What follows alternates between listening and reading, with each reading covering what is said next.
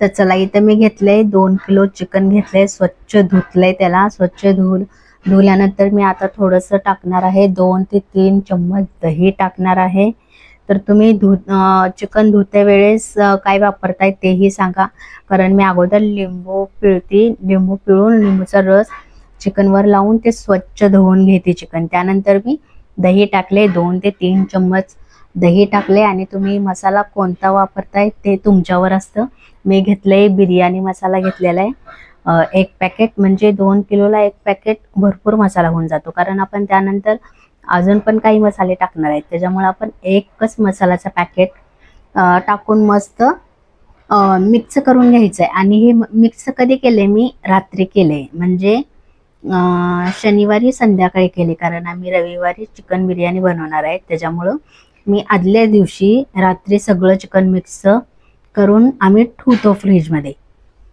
कारण काय होतं माहिती आहे का, त्या चिकनमध्ये सगळा मसाला जाऊन एकदम मस्त मुरलं जातं चिकन.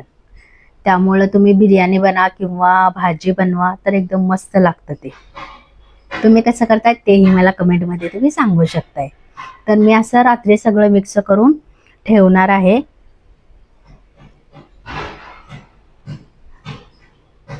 अरे हां, थोडंसं राहिलं. आता मी झाकण लावणार आहे, झाकण लावून फ्रीजमध्ये ठेवून देणार आहे.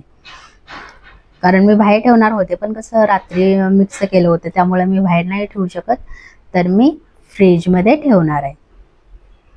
फ्रीजमध्ये ठेवल्यानंतर सकाळी आपण जेव्हा म्हणजे काही बिर्याणी बनवायची असेल, भाजी बनवायची असेल, त्यावेळेस मी इथे घेतले 4 कांदे घेतलेत कट करून, 4 कांदे आणि 2 टमाटे घेतलेत. आणि त्यामध्ये गरम मसाला पण टाकलेला आहे थोडासा, कारण म्हणजे तुम्हाला मी कांदा वगैरे दाखवू नाही शकली, कारण गडबड होती रविवारची, त्याच्यामुळं काही शॉर्टकटमध्ये मी तुम्हाला केलं नाही.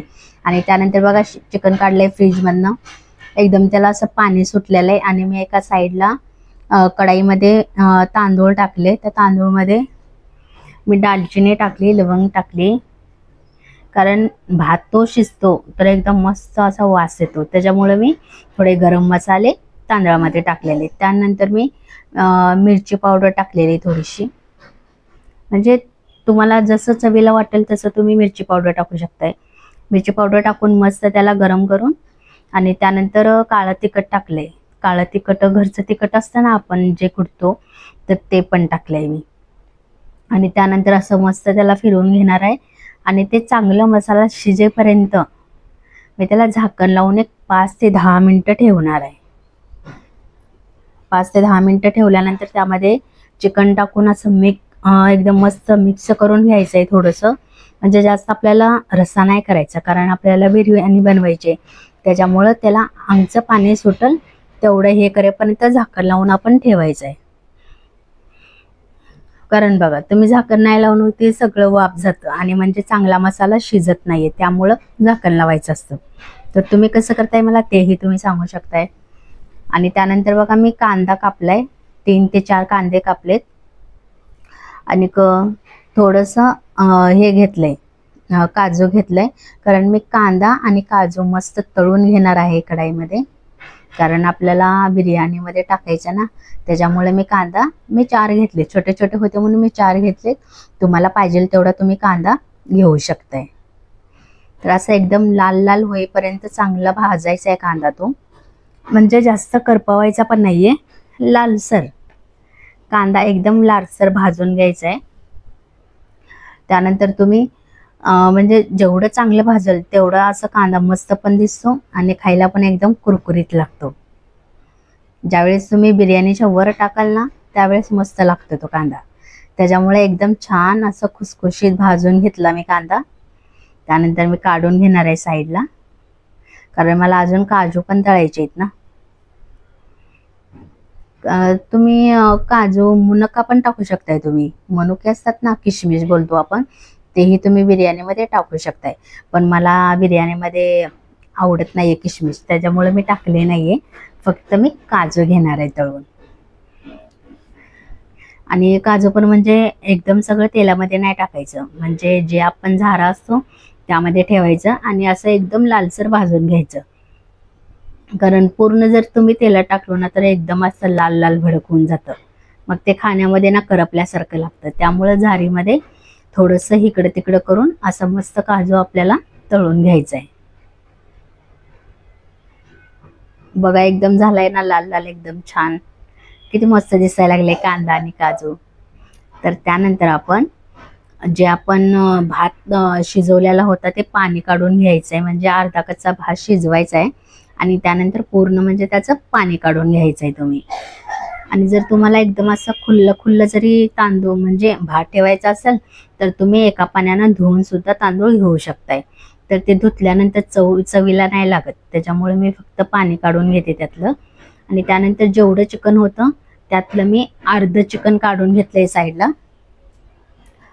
म्हणजे हे मिक्स करायचं आहे ना आपल्याला, जे आपण भात शिजवलेला आहे ते यामध्ये मिक्स करायचं आहे, म्हणून मी अर्धा तांदूळ म्हणजे साईडला ठेवलंय आणि अर्ध चिकन पण साईडला ठेवलेलं आहे. तर आता म्हणजे त्यावर असा एक थर लावायचा आहे आपण.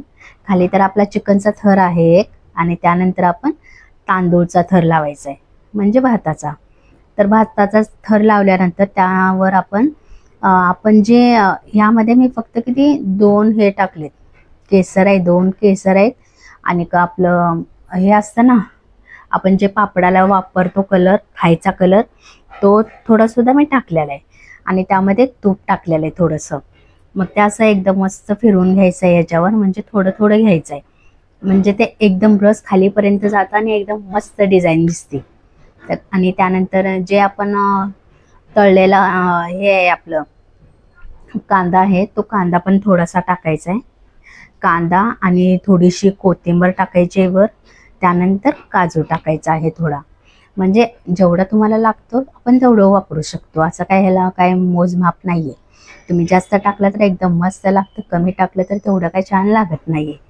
आणि त्यानंतर आपण जे तांदूळ साईडला ठेवलेलं होतं ते पण आपण ह्यावर ते पसरवून घ्यायचं आहे. अगोदर आपण चिकन पसरवून घेऊया, कारण चिकन खालीच असलेलं छान दिसतं, वर भात असं छान वाटतो. त्याच्यामुळं जे आपण ठेवलं होतं चिकन ते सगळं पसरवून घेऊया थर लावून. आणि त्यानंतर जे उरलेलं तांदूळ होतं भात आपण ते आपण ह्याच्यावर मस्त पसरून घेऊया. म्हणजे जसं तुम्हाला वाटतंय तसं तुम्ही हे करू शकताय. मी फक्त इथे 2 लेयर केलेत. खाली एक चिकनचं आहे म्हणजे 2 चिकनचे आणि 2 भाताचे असे मी थर लावलेत. म्हणजे आमची क्वांटिटी कमी आहे, तर तुमची क्वांटिटी जास्त असेल तर तुम्ही जास्त थर लावू शकताय. आमच्या म्हणजे बिर्याणीची क्वांटिटी कमी आहे आणि आम्ही कसं चिकन जास्त आणि तांदूळ कमी वापरतो बिर्याणीला, त्यावेळेस बिर्याणी खूप छान लागते आमची. त्यानंतर जो उरलेला कांदा आहे तो कांदा, काजू आणि कोथिंबीर अशी मस्त पसरून घ्यायचे. बघा किती मस्त वाटतंय ना आता बिर्याणी, दिसायला पण एकदम छान दिसते. आता आम्ही त्याच्यावरती आपल्याला जेवढं लागतंय तेवढं आपण तूप टाकणार आहोत.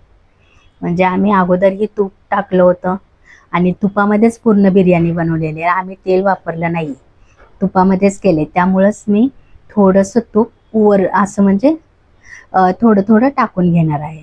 जर तुम्हाला जास्त असेल तर तुम्ही जास्त सुद्धा वापरू शकताय. आम्ही थोडंसंच वापरलं, म्हणजे कारण आम्ही पूर्ण तुपामध्ये बिर्याणी बनवली, तेल वापरलंच नाही. फक्त आम्ही कांद्यालाच आम्ही तेल वापरलं. आणि ही बिर्याणी कशी वाटली तुम्हाला तेही तुम्ही कमेंट करून नक्की सांगा. आणि हा ब्लॉग पूर्ण बघा, त्या अगोदर माझ्या चॅनलला सबस्क्राईब करा, व्हिडिओज बघा, ब्लॉग बघा, लाईक करा, कमेंट करा. कशी वाटली बिर्याणी.